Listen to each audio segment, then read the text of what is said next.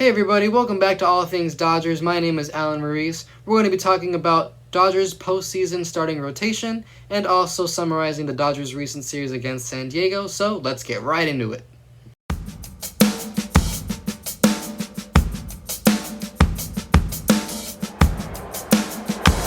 Corks this ball, left center field on an 0-1. Hits one a ton, way back. Reyes fires, swing and a drive, deep left field.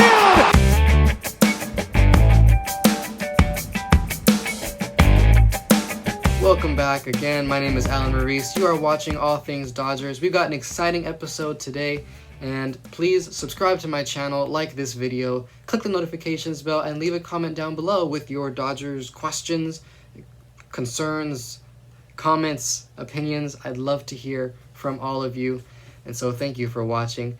Now, I did post a short with interviews of you guys, of the fans, and I had such a great time recording that, talking to you all, editing that video, and I have a couple more on the way. One will probably be uploaded tomorrow. Thank you so much for all the support that you've given me for that first fan interview video. And so if you haven't gotten to see yourself in the video, but you were interviewed, it is on the way. So thank you for your patience. Now we have a test your knowledge question before we recap the Padres series.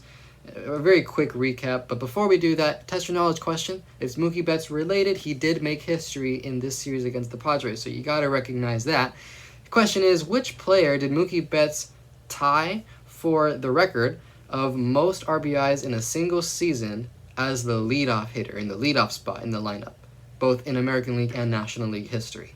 Is it A, Charlie Blackmon, B, Ian Kinsler, C, Ronald Acuna Jr., or D, Alfonso Soriano? So we'll revisit that question at the end of the video. Please stick around for that. Now, Dodgers played a 3-game series against the San Diego Padres at Dodger Stadium. Game 1, Padres win 11-8 after Juan Soto hits a go-ahead 3-run home run in the 9th inning against Evan Phillips. Game 2, Dodgers win this one. Now it's their turn to get 11 runs in a game. They win 11-2. Solid performance by Lance Lynn. There was some concern that he wasn't doing so well for the Dodgers anymore. He had that hot start after they acquired him at the trade deadline. Then he started to give up some more homers, so it's good to see from Lynn that he went through and pushed through. He went over 100 pitches in this start, so he gave some length for the Dodgers out of that starting role this time around. Game 3, Dodgers lose this series and lose the game. Padres win 6-1. Ryan Pepiot, starting pitcher for the Dodgers. He was injured earlier this season and has done very well in his return. He's played 7 games in his return, and he did decent. But Blake Snell, left-handed starting pitcher for the Padres, he just dominated. 1 hit only from the Dodgers, 6 innings from Snell, 8 strikeouts, and no earned runs. So he was just dominant. Dodgers could not get anything off of him, and so they lose 6-1. Now, what's called the magic number for the Dodgers to clinch the NL West and take their division ready for the playoffs, that number is down to 4. So it's most likely that the Dodgers will probably clinch maybe in Seattle in this upcoming series against the Mariners, or possibly when they return home against Detroit. So that's coming up. Very exciting. So congratulations to the Dodgers. So what are our takeaways from this series? Last time we talked about starting pitching rotation in the postseason.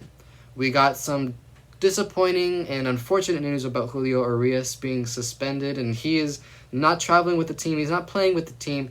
He's out most likely for the season. He's not going to be playing in October during the playoffs, so no Julio Urias, which was a pitcher that the Dodgers were really relying on. Then we also talked about Walker Buehler. He was a starting pitcher who got his second Tommy John surgery and was recovering. He had already made a rehab start in AAA, the minor league team, went 2 innings, looked good. He was going to continue to develop and then return to the team, hopefully later in September. He has been shut down for the rest of the season. He's not going to be... He will be training and building up to be a starter, but not this season, next season. So they've shifted their focus on to 2024.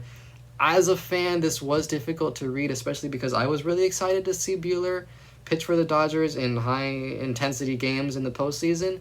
But I understand the reason why. I mean, he's going to be in his career or his contract year next year, 2024 season. He's going to be a free agent after 2024 season. So he doesn't want to get injured now in rushing his return. He wants to have a full season so that hopefully he can get a good payday after his 2024, his walk season. Hopefully he won't walk away from the Dodgers, though.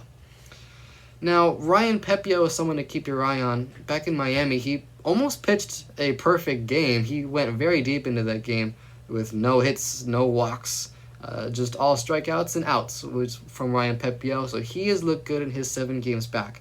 He has only allowed 6 earned runs in those 7 games back, only 2 walks and 22 strikeouts. Now, his most recent start against the Padres, he allowed 4 runs over 6 innings with 5 strikeouts. So he did go 6 innings. That's what I like from these stats, is that he went 6 innings. He did allow 4 runs, but he at least put the Dodgers in a position to win the game. And I mean, if it wasn't for Snell, they may have won this game because Ryan Pepiot did decent. And this is what the Dodgers need. Even if these pitchers give up some runs, what the Dodgers need with the strong lineup that they have is for the pitchers to just get them in a position to win the game. To push through like Lynn did in his start against the Padres, to go 6 innings or 7 innings and just allow this strong lineup to push the Dodgers to a game win and eventually series win. One of the problems earlier with the Dodgers this season was that their starters were only going like 5 innings each, and so the bullpen was getting overused and they were getting taxed and they started giving up runs. And then everybody blames the bullpen, but it's equally to blame for the starting pitching. So it goes hand in hand. They work for each other. They work to support each other. And I think if the Dodgers can get guys like Lance Lynn and Ryan Pepiot to just give solid starts and to go deep into their starts and support that bullpen, then this pitching for the Dodgers has a chance to hold its own against teams like the Atlanta Braves or Milwaukee Brewers who have a strong starting pitching rotation. Another guy who is interesting is Ryan Yarbrough. The Dodgers acquired him at the trade deadline, and I expected him to be used as a starting pitcher. That's mostly the way he was used in Kansas City, where he was earlier this season with the Royals. And finally, he gets a chance with the Dodgers to make a start. It wasn't against the Padres, but it was against the Nationals in the previous series. It was Sunday, Game 3 of that series. He went 4 innings and allowed only 2 earned runs. They were both in the same inning, the 4th inning, and 5 strikeouts over that appearance. His start may have been cut short by the rain delay. He may have gone out for 1 more inning. His pitch count was getting a little bit high. But it was nice to see Yarbrough in a starting position because it's telling me and telling us that Dave Roberts is considering using him as a starter in the postseason. He's proven that he can do it. He's pitched in the postseason before with the Tampa Bay Rays in the 2020 postseason, so he's definitely capable. And he did well against the Nationals, who not that great of a team this year. I'd like to see him get another try in the starting role to see how he does against a potentially better team. He might make this start against Seattle. We'll get to that in a bit. But Yarbrough and Pepiot, for me, are my 2 guys to keep our eyes on because they have proven themselves that they can go deep into starts and that they can pitch. They can pitch in the postseason, at least Yarbrough we know. Pepiot, we don't, but I think there's enough there. He's had a large enough sample size this season, even though he was injured with the oblique, to prove that he can pitch well and effectively. So even though there's no Arias, no more Buehler, no May, no Gonsolin, I think the Dodgers have pieces. We know Dave Roberts, he likes to mix and match, and sometimes it's worked, sometimes it's not. We'll just have to wait and see to see how it works this postseason. I mean, as we learned last year, there is no telling beforehand what's going to happen once October postseason starts. So we're going to have to wait and see. I think if the Dodgers can get their starters to just put the team in a position to win games by pitching decently and solid and to go deep into their starts, then the Dodgers can have a chance because they do have a strong lineup that can keep up with the best of the best, like we learned when they played Atlanta recently. Now, preview looking ahead to the Seattle series. Game 1 will be Bobby Miller, Dodgers rookie pitcher, versus George Kirby for Seattle. Game 2 is Clayton Kershaw, so there is some concern with Kershaw. He had a shoulder injury earlier this season, and ever since he came back, his velocity has been lower, hasn't looked as sharp as far as his command. That slider hasn't been hitting as it usually does, and so he was originally going to start against the Padres on Monday. His start was pushed back to Game 2 against Seattle. So we'll see how he does. It's something to keep our eyes on for sure. He'll be going against Bryce Miller for the Seattle Mariners.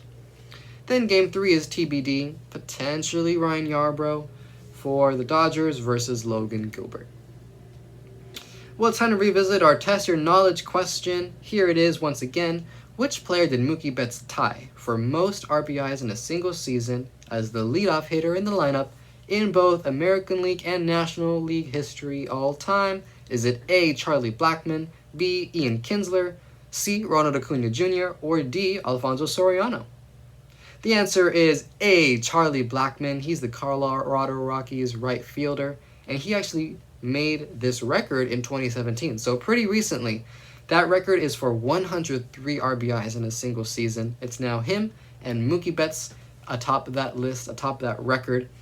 Mookie tied this record on Monday with a bases-clearing 3-run double against the Padres. And the season's not even over yet. We've got, 19 more games left of the season or something like that. And so we know Mookie's going to get another RBI somewhere down the line. So good job for Mookie, good job for Blackmon. So good things from both of those players over their careers.